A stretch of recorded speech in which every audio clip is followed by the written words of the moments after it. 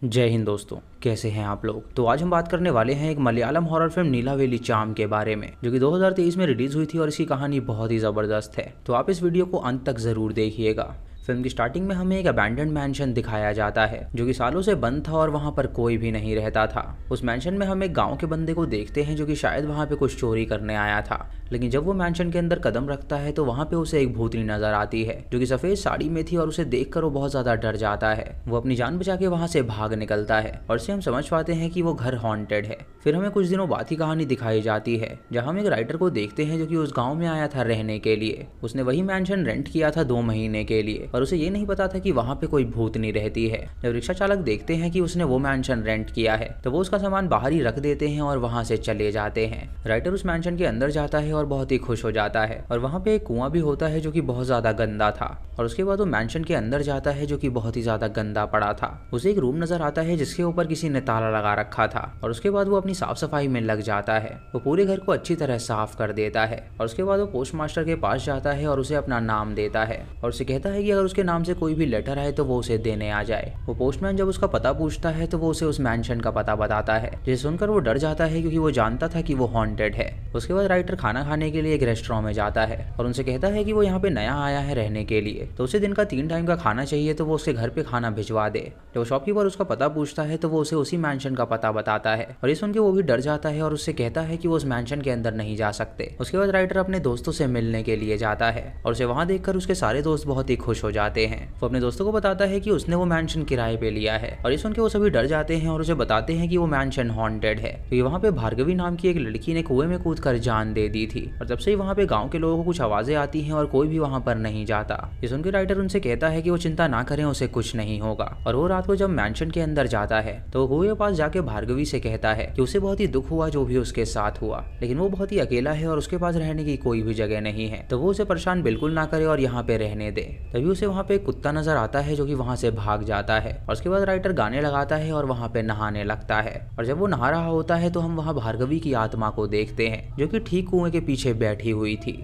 उसके बाद राइटर बैठ के अपनी कहानी लिखने लगता है और वो कहानी जो लिख रहा था वो एक प्यार के बारे में थी। तभी उसे नींद आती है तो वो सो जाता है और रात को भार्गवी की आत्मा वहां पर आकर उसकी कहानी पढ़ती है, जहां उसे पता चलता है कि वो प्यार की कहानी लिख रहा है, इसीलिए वो उसे कुछ नहीं कहती और वहां पे रहने की अनुमति दे देती है। अगले दिन राइटर जब उठता है तो बागीचे में उसे फूल नजर आते हैं, जिससे वो समझ जाता है कि शायद उस आत्मा ने उसे वहां पे रहने की अनुमति दे दी है। उसके बाद जब वो गाँव में जाता है तो सभी लोग उसे देखकर हैरान हो जाते हैं और सोचते हैं कि आखिर वो मैंशन में रात भर कैसे रह लिया। वो सभी उससे इस बारे में पूछते हैं तो वो बताता है कि उसे कुछ भी नहीं हुआ है और कल रात उसे उस मैंशन में बहुत ही अच्छी नींद आई। शॉपकीपर उसे बताता है कि वो पहला इंसान है जो कि वहाँ पे रात बिता पाया है, क्योंकि पहले एमएन सर की बहन और उसके पति वहाँ पे रहने के लिए गए थे, लेकिन भार्गवी के भूत ने उन्हें एक ही रात में भगा दिया था। उनसे पूछता है कि ये एमएन सर कौन है, तो वो उसे बताता है कि एमएन सर उनके गाँव के बहुत ही बड़े आदमी है और सालों पहले उनकी शादी भार्गवी से होने वाली थी, लेकिन उससे पहले उसने आत्महत्या कर ली जिसकी वजह से उनकी शादी नहीं हो पाई। उसके बाद राइटर जब वापस मैंशन में जाता है तो वो अपनी कहानी दोबारा से लिखने लगता है, लेकिन तभी उसे घर के पीछे से कुछ आवाज आती है और जब वो वहां पर जाता है तो देखता है कोई लकड़ी की मदद से एक बक्सा चुराने की कोशिश कर रहा था। ये देखकर वो उस रूम का ताला तोड़ देता है और जब वो अंदर जाता है तो उसे पता चलता है कि ये रूम भार्गवी का हुआ करता था। जब वो उस बक्से को खोलता है तो उसके अंदर उसे भार्गवी की तस्वीर मिलती है जो कि बहुत ही ज्यादा सुंदर थी।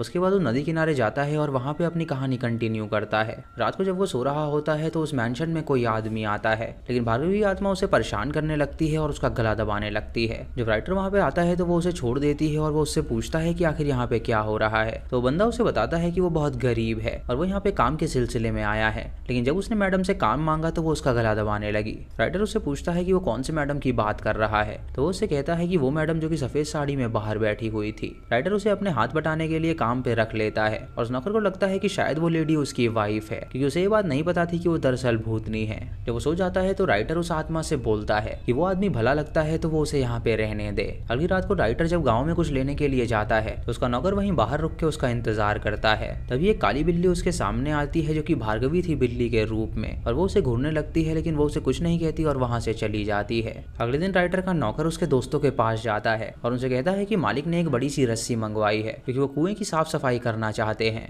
ये सुनकर वो सभी उसे रस्सी दे देते हैं और अपने नौकर से कहता है कि वो रस्सी को बहुत ही कस के पकड़े। वो रस्सी के सहारे नीचे जाता है और वहाँ पे पेड़ पौधे काटने लगता है, लेकिन तभी अचानक उसके नौकर को छींक आ जाती है जिससे वो रस्सी फिसल जाती है और राइटर सीधा कुएं में गिर जाता है। उसका नौकर भागता हुआ उसके दोस्तों के पास जाता है और उन्हें बताता है कि मालिक मारे गए हैं और ये सुनकर उसका दोस्त बहुत ज्यादा घबरा जाता है। नौकर उससे कहता है कि उसने मालकिन को भी ढूंढा लेकिन वो उसे कहीं पर भी नहीं मिली, इसीलिए वो यहाँ पे आ गया उसे ये बात बताने के लिए। राइटर का दोस्त उससे पूछता है कि वो किस मालकिन की बात कर रहा है, तो वो उसे बताता है कि वो उस लेडी के बारे में बात कर रहा है जो कि सफेद साड़ी पहनती है। ये सुनकर वो घबरा जाता है और उससे कहता है कि वो राइटर की बीवी नहीं है बल्कि वो भूतनी है जो कि सालों से वहाँ पे रहती है। ये सुनकर वो नौकर घबरा जाता है और वहीं पे बेहोश हो जाता है और जब उसकी आंखें खुलती हैं तो वो अपने सामने उस राइटर को पाता है जो कि बिल्कुल सही सलामत था और उसे कुछ नहीं हुआ था। वो उन्हें बताता है कि जब वो उस कुएं में डूब रहा था तो अचानक उसे ऐसा फील हुआ कि कोई उसे कुएं से बाहर निकाल रहा है और जब उसकी आंखें खुली तो उसे पता चला कि वो कुएं से बाहर आ गया है।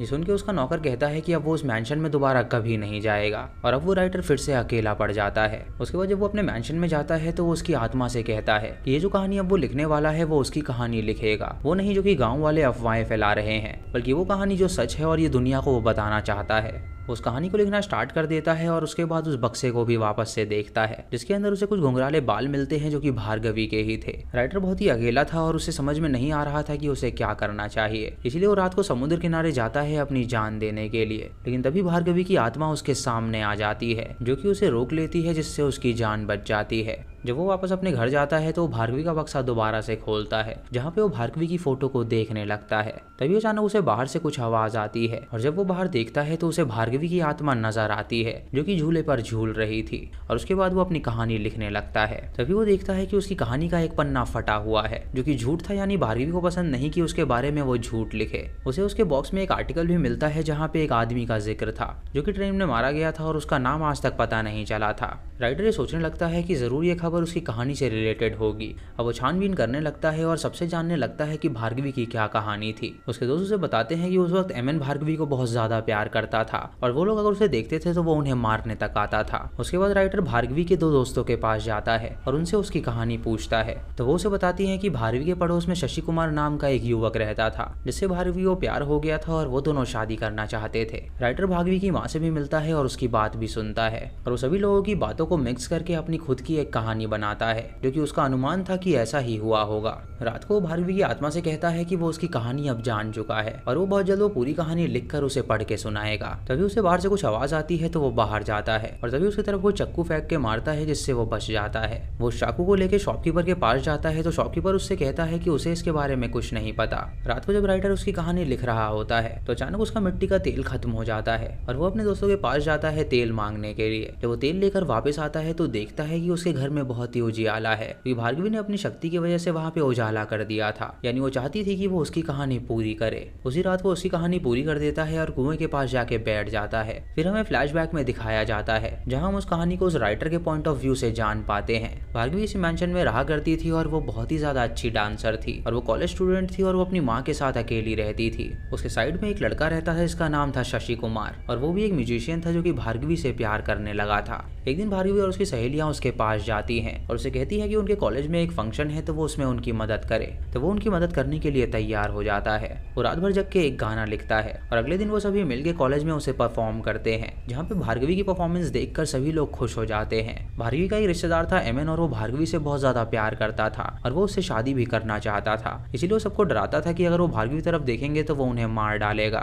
लेकिन भार्गवी मन ही मन शशि कुमार को प्यार करने लगी थी। भार्गवी और शशि कुमार में अच्छी दोस्ती हो जाती है और वो दोनों रिलेशनशिप में आ जाते हैं। लेकिन जब एमएन को ये बात पता चलती है तो उसे ये रास नहीं आती। वो प्लान करता है शशि कुमार को अपने रास्ते से हटाने का, इसीलिए वो भार्गवी की माँ के पास जाता है और उससे भार्गवी का हाथ मांगता है। लेकिन उसकी माँ उससे कहती है कि अभी उसकी पढ़ाई पूरी नहीं हुई है तो वो उसकी शादी नहीं करा सकती। भार्गवी वहाँ पर आती है और उससे कहती है कि वो शशि कुमार से प्यार करती है। वो समझ जाता है कि इन दोनों को अलग करने के लिए उसे कोई और पैतरा अपनाना पड़ेगा। एक दिन वो भार्गवी और शशि कुमार को लाइब्रेरी में बात करते हुए पाता है जहाँ पे उसे पता चलता है कि शशि कुमार कुछ महीनों के लिए लखनऊ जाने वाला है और इसीलिए वो अपनी भी टिकट उस ट्रेन में बुक कर लेता है। जब शशि कुमार वहाँ पे जा रहा होता है तो वो भी उससे मिलता है और वहाँ पे उसे एक हैम्पर थमाता है और उससे कहता है कि ये भार्गवी ने उसके लिए भेजा है। उसके अंदर केले होते हैं जो कि शशि कुमार खा लेता है, लेकिन उस केलों में एमएन ने जहर मिला के रखा था, इसलिए शशि कुमार वहीं पे मर जाता है और एमएन उसका सामान लेकर वहाँ से रवाना हो जाता है। अब भार्गवी शशि कुमार का इंतजार करने लगती है लेकिन वो कभी नहीं आता और एमएन उस बात का फायदा उठा के उससे शादी करना चाहता है, लेकिन भार्गवी उससे कहती है कि वो उससे शादी नहीं कर सकती।